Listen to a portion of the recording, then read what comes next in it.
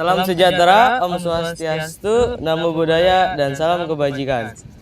Sebelumnya, izinkan kami dari kelompok 1 untuk memperkenalkan diri terlebih dahulu. Perkenalkan, nama saya Muhammad Fauzan Ar-Rasyid. Di sini saya dari tim video. Nama saya Nurul Intan Sulaiman, saya dari tim video. Perkenalkan, nama saya Revalia Islastari dari tim video. Perkenalkan, nama saya Puja Herani dari tim makalah. Perkenalkan, nama saya Diana Medianti, saya dari tim makalah. Perkenalkan, nama saya Melinda, saya dari tim video. Perkenalkan, nama saya Ulfa Bintiana Muhaimin dari tim makalah. Perkenalkan, nama saya Muhammad Reza Febriansyah dari tim makalah. Perkenalkan, nama saya Sela Rafi Dausa dari tim makalah. Perkenalkan, nama saya Putri Aulia Ramadhani dari tim video. Perkenalkan, saya Aisyah Nur Soleha dari tim video. Perkenalkan, nama saya Nazarani, saya dari tim video. Perkenalkan, nama saya Revi Mariska, saya dari tim video. Perkenalkan, nama saya Aulia Syahri, saya dari tim makalah. Perkenalkan, saya Malfa Kaila Sabita Putri dari tim makalah. Perkenalkan, nama saya Muhammad Fahri dari tim makalah, tim video. Perkenalkan, nama saya Syara Kita Zahira, saya dari tim makalah. Halo teman-teman, perkenalkan nama saya Mereka Indonesia dari tim makalah. Terima kasih, bye-bye.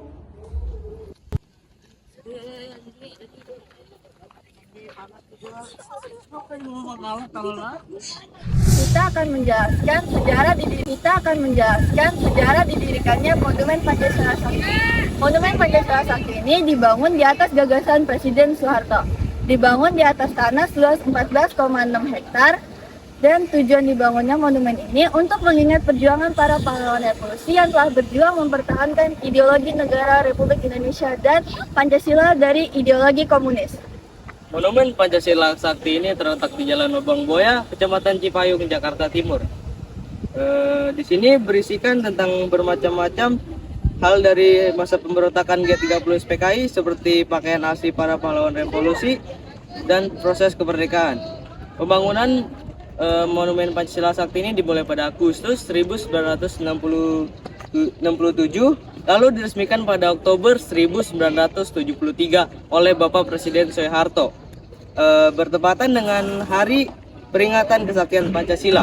Oleh karena itu, pada observasi kali ini akan lebih terfokus pada Museum Pengkhianatan G30 PKI, Museum Paseban, dan Ruang Benda Bersejarah.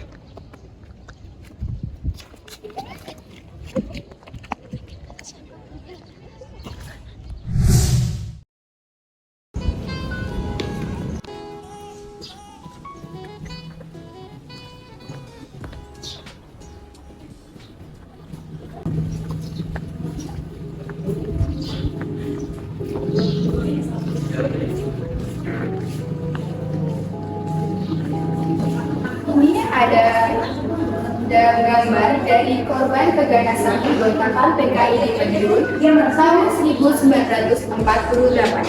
Pemberontakan PKI di Madiun, Jawa Tengah terjadi pada 1948 dipicu oleh ketegangan politik dan ekonomi yang melanda negara pasca kemerdekaan. Korban pemberontakan PKI Madiun 1948 diperkirakan ada sekitar 24.000 korban jiwa. Dalam peristiwa ini, korban tidak hanya tokoh Islam, pramopraja atau masyarakat biasa, tetapi juga pemimpin PKI dan pendukungnya. Jenazah korban dibunuh dan dimasukkan ke dalam sumur-sumur di sekitar Magetan dan Madiun. Pemberontakan PKI Madiun terjadi pada 18 September 1948 dan berlangsung sekitar 13 hari. Pemberontakan ini bertujuan untuk menggulingkan pemerintahan Indonesia dan mengganti landasan negara. Ini adalah salah satu contoh dari gambar korban keganasan pemberontakan PKI Madiun 1948. Nah, di belakang saya ini adalah salah satu contoh pengangkatan jenazah korban G30 SPKI di Lubang Buaya, Jakarta Timur. Nah, salah satu orang yang mengangkat jenazahnya ini bernama E.J. Van Scandal, dan pengangkatan jenazahnya ini diangkat itu pada tanggal 4 Oktober 1965. Nah, jenazah yang diangkat ini disemayamkan terlebih dahulu di markas besar Angkatan Darat, lalu dimakamkan di Taman Makam Pahlawan Kalibata pada tanggal 5 Oktober 1965. Nah, jenazah para korban G30 SPKI ini ditemukan oleh pasukan Cakrawirawa dan RPKAD atau Resimen para Komando Angkatan Darat yang diberi petunjuk oleh Sukitman. Oke, di belakang saya ini terdapat sidang mahkamah militer luar biasa atau Milo. Dan ada tokoh-tokoh pemimpin pemberontakan G30 SPKI pada tahun 1966 sampai 1967. Milo adalah badan peradilan yang mengadili tokoh-tokoh pemberontakan yang dianggap berbahaya bagi bangsa dan negara. Salah satu contohnya adalah sidang Letkol Untung, otak dari operasional G30S. Tapi berikut adalah beberapa hal yang terjadi dalam sidang Mahmiluk terhadap Letkol Untung. Sidang Mahmiluk terhadap Letkol Untung berlangsung di Gedung Badan Perencanaan Pembangunan Nasional atau Bappenas di Menteng, Jakarta Pusat pada awal 1966. Sidang Mahmiluk dipimpin oleh Letnan Kolonel C.H.K. Sudjono Wirjoatmojo.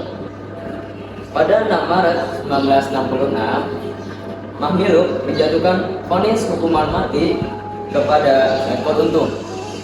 Sehari setelahnya, Menteri Panglima Angkatan Darat mengeluarkan surat keputusan dan Letnan Jenderal Soeharto menyetujui keputusan eksekusi hukuman mati terhadap Letkol Untung. Berikut adalah foto sidang Mahmiluk. Di belakang saya terdapat foto asli dari sidang Mahmiluk atau Mahkamah Militer luar biasa.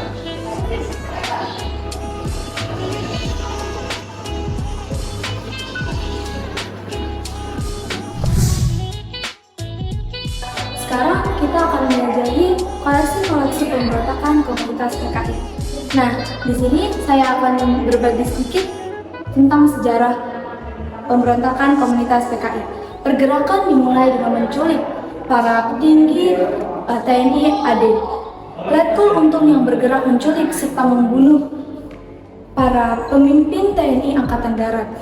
3 dari 7 orang perwira langsung dibunuh di kediamannya, sedangkan 4 lainnya diculik dan dibawa menuju Lubang Buaya, Jakarta. Ini adalah contoh replika dari pemberontakan komunitas PKI.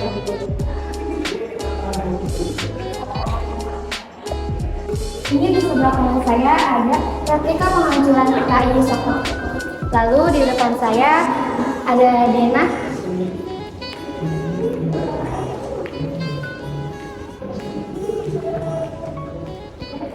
Setelah rekan saya menjelaskan tentang replika-replika tadi, selanjutnya saya akan menjelaskan tujuannya. Tujuan utama gerakan ini diyakini untuk mengambil alih kekuasaan pemerintahan di Indonesia. Anggota gerakan ini diduga terhubung dengan PKI yang berupaya melalui tindakan kudeta untuk merubah tata tata kelola politik negara sesuai dengan pandangan ideologi mereka.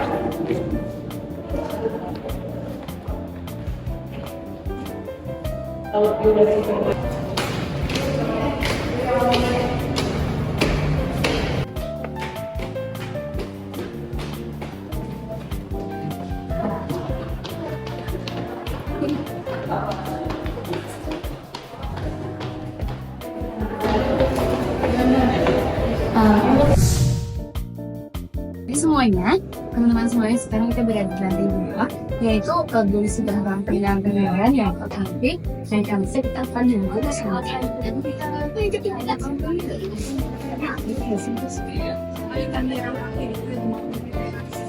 Di sebelah kiri kita ini ada yang namanya peninggalan-peninggalan dari zaman dahulu. Di sini ada bendera-bendera, terus ada baju juga. Benderanya itu bendera yang dirampas dari PGRS atau bisa disebut dengan pasukan gerilya rakyat Sarawak.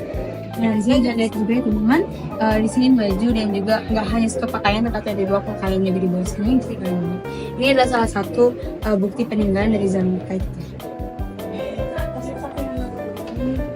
Setelah kita lihat dari peninggalan-peninggalan yang tadi, kita lanjut untuk melihat koleksi-koleksi yang lebih lanjut.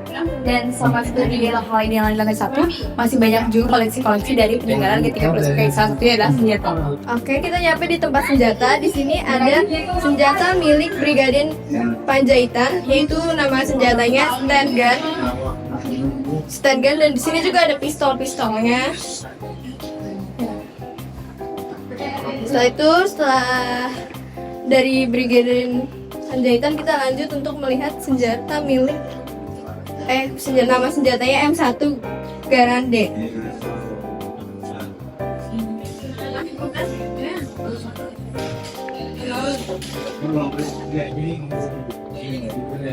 Nah, senjata yang digunakan tuh nggak hanya itu aja, tapi ada juga nanti di sebelah sana. Nah, senjata itu tuh pengkhianatan ke-30 SPKI pasukan penculikan ke-7 jenderal tersebut. Jadi itu senjata itu tuh digunakan saat penculikan ke-7 jenderal tersebut. Oke, kita akan menuju ke senjata berikutnya. Dan sebelah kanan kita juga, sebelah kiri kita juga sama ya, ada panjangan-panjangan juga yang kalian bisa lihat.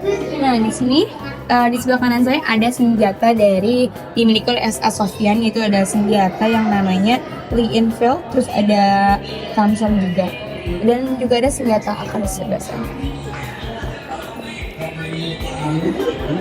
Di sini juga banyak sekali senjata-senjata, sama seperti ada M1 Grand juga, ada senjata M3 Brush Gun juga. Nah, ini adalah Nah, tadi kedua senjata itu adalah senjata yang digunakan, atau 4 senjata tersebut yang digunakan selama penembakan 7 jenderal ya. 7 jenderal ya.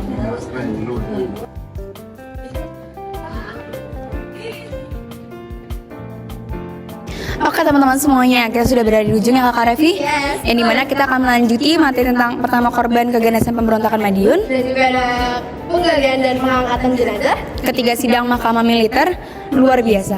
Selanjutnya, yang keempat adalah pemberangkatan 7 jenazah pahlawan revolusi dari markas besar angkatan darat.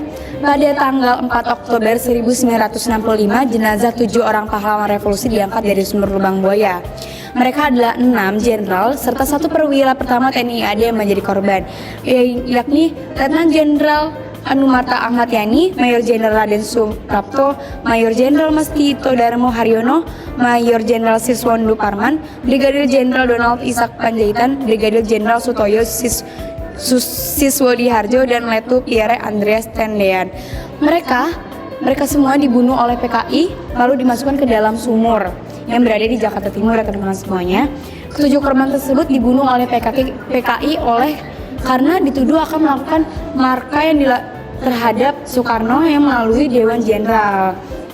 Nah, lokasi jenazah ini ditemukan oleh Satuan Resimen para anggota Komando Angkatan Darat atau RPKAD di kawasan hutan karet Lubang Buaya. Jenazah itu ditemukan di sumur kedalaman 12 meter.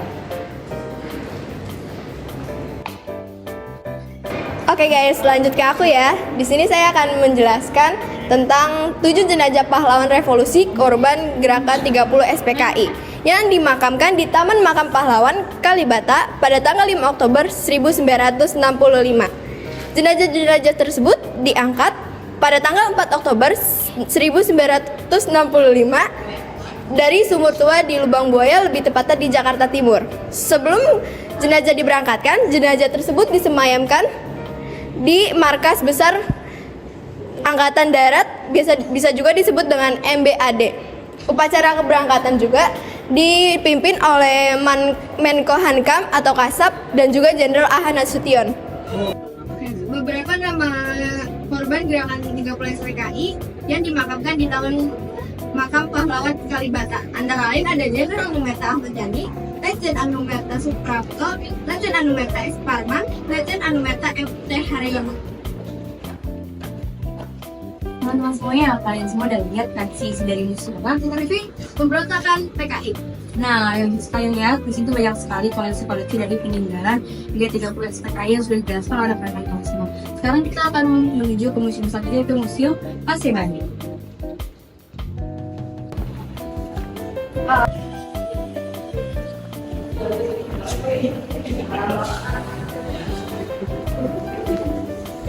Selanjutnya di sini kan akan menjelaskan sejarah dari Museum Paseban. Museum Paseban merupakan museum yang dibangun untuk mengenang peristiwa G30 SPKI. Museum Paseban, monumen Pancasila Sakti berisi diorama serta foto dokumentasi yang terutama terkait secara langsung atau berhubungan dengan peristiwa pemberontakan G30 SPKI pada tahun 1965. Museum ini diresmikan oleh Presiden Soeharto pada tanggal 1 Oktober 1981 bertepatan dengan peringatan Bumi Windu Hari Kesaktian Pancasila. Renovasi terhadap museum kemudian dilakukan atas gagasan Presiden Susilo Bambang Yudhoyono pada saat peringatan Hari Kesaktian Pancasila pada tahun 2007. Namun, renovasi baru dilaksanakan pada tahun 2013. Peresmian renovasi Museum Paseban, Monumen Pancasila Sakti dilakukan oleh Panglima TNI Laksamana TNI Agus Suhartono pada tanggal 28 Agustus 2013. Beberapa kejadian digambarkan lewat 9 diorama tersebut adalah nomor 1, rapat-rapat persiapan pemberontakan pada tanggal 5 September 1965. Nomor 2, latihan sukarelawan di Lubang Buaya pada tanggal 5 Juli sampai 30 September 1965. Nomor 3, penculikan Letnan Jenderal TNI Ahmad Yani pada tanggal 1 Oktober 1965. Nomor 4, penganiayaan di Lubang Buaya pada tanggal 1 Oktober 1965. Nomor 5, pengamanan Lanuma Halim Perdana Kusuma pada tanggal 2 Oktober 1965. Nomor 6, pengangkatan jenazah pahlawan revolusi pada tanggal 4 Oktober 1955. Nomor 7, proses lahirnya Super Semak pada tanggal 11 Maret 1966. Nomor 8, pelantikan Jenderal Soeharto sebagai presiden pada tanggal 12 Maret 1967. Nomor 9, tindak lanjut larangan PKI pada tanggal 26 Juni 1982. Selain deretan foto dan 9 diorama, ada beberapa ruang lain yang masih menyimpan benda bersejarah G30 SPKI. Pertama, ruang relik. Ruang relik berisi pakaian yang dikenakan oleh para pahlawan revolusi saat mereka dipilih dan dibunuh. Setelah itu, ada hasil visum dokter dan aqualung yang merupakan alat bantu pernapasan yang digunakan para petugas saat mengangkat jenazah para pahlawan revolusi dari sumur Lubang Buaya. Yang kedua, ruang teater. Ruang teater berfungsi sebagai tempat pemutaran rekaman bersejarah pengangkatan jenazah pahlawan revolusi, pemakaman ke Taman Makam Pahlawan Kalibata, dan lain-lain. Masa putar rekaman ini berlangsung kurang lebih 30 menit. Yang ketiga, ruang pameran foto. Ruang pameran foto menyediakan rangkaian foto pengangkatan jenazah pahlawan revolusi dan proses pemakaman mereka di TMP Kalibata. Sekian dari beberapa diorama di ruang Paseban, Pancasila Sakti di Lubang Buaya. Oke semuanya, setelah kalian sudah melihat isi dari Museum Paseban, selanjutnya di sebelah kanan saya ini ada ruang teater yang sudah tidak terpakai. Selanjutnya di sini ada ruang benda bersejarah atau relik.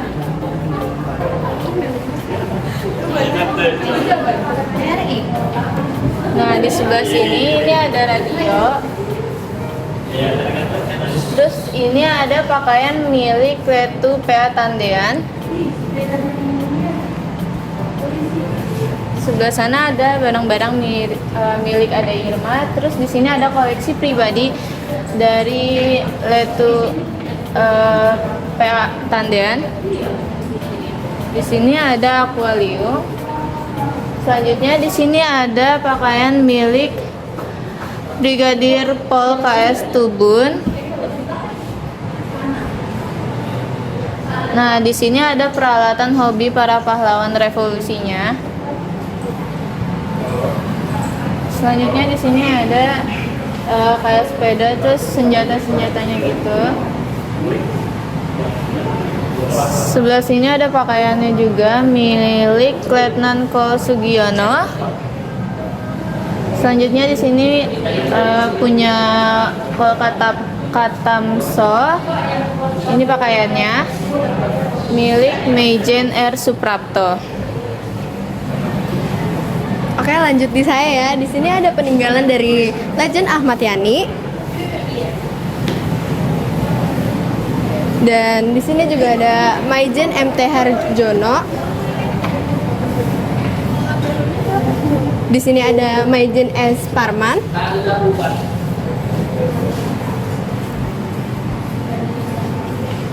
Dan di sini ada Brigjen DI Panjaitan.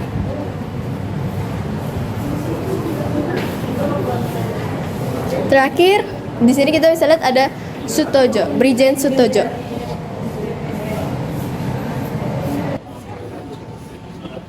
Oke guys, kita nyampe di ruangan pameran foto atau dokumenter. Ayo kita masuk. Di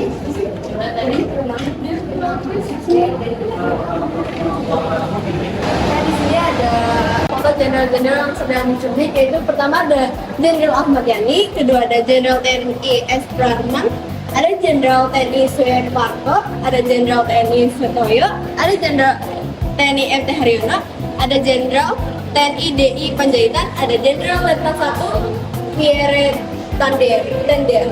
Oke semuanya, di sini ada foto mengenai Jenderal TNI AH Nasution yang mengalami cedera kaki akibat serangan G30 SPKI. Selanjutnya di sini ada pemberian petunjuk pada saat melaksanakan penggalian dan pengangkatan jenazah. Di sini ada TNI Soeharto memberikan petunjuk pada saat dilaksanakannya penggalian dan pengangkatan jenazah. Nah, di sini ada TNI Soeharto itu memberikan petunjuk pada saat dilaksanakan penggalian juga. Di sini persiapan untuk mengangkat jenazah dari sumur. Selanjutnya di sini persiapan memasuki sumur tua dalam rangka pengangkatan jenazah. Di sini itu melaksanakan tugas pengangkatan 7 jenazah pahlawan guys. Oke guys, ini kalian bisa lihat itu ada 7 jenderal yang sedang diangkat oleh tim FIFA KKOAL. Ini foto pertama kita dapat melihat Brigadir Sutojo yang baru diangkat dari sini. Terusnya ada foto-foto juga saat pengangkatannya. Dan di sini ada Mayor Jenderal TNI Soeharto yang telah berbincang-bincang dengan para pahlawan. Di sini ada Mayor Jenderal juga yang memberikan keterangan sesuai pengangkatan dari sumur. Di sini ada Mohan Kasat Jenderal juga yang menyampaikan amanat. Dan di sini ada Maijen TNI GPH Gatot Suko bertindak sebagai pengiring jenazah Letnan Ahmad Yani saat penempatan peti jenazah by Jenderal Harjo. Oke, selanjutnya di sebelah sini ada foto penempatan peti jenazah. Terus di sini ada keberangkatan peti jenazahnya. Selanjutnya di sini ada iring-iringan pansel pengangkut jenazah. Terus di sini ada saat-saat pemberangkatan 7 pansel pengangkut peti jenazah.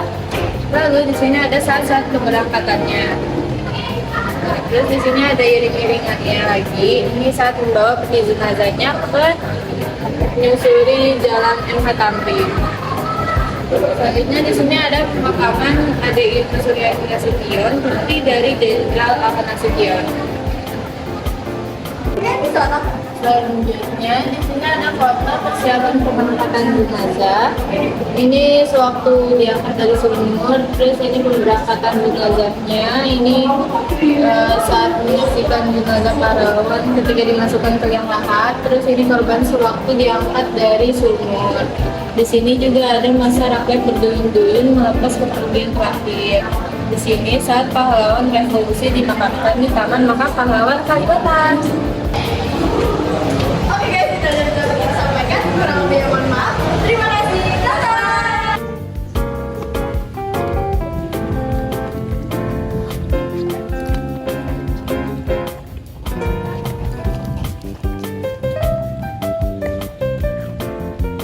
Sekian hasil observasi kami tentang Monumen Pancasila Sakti dari kelompok 1. Thank you for watching.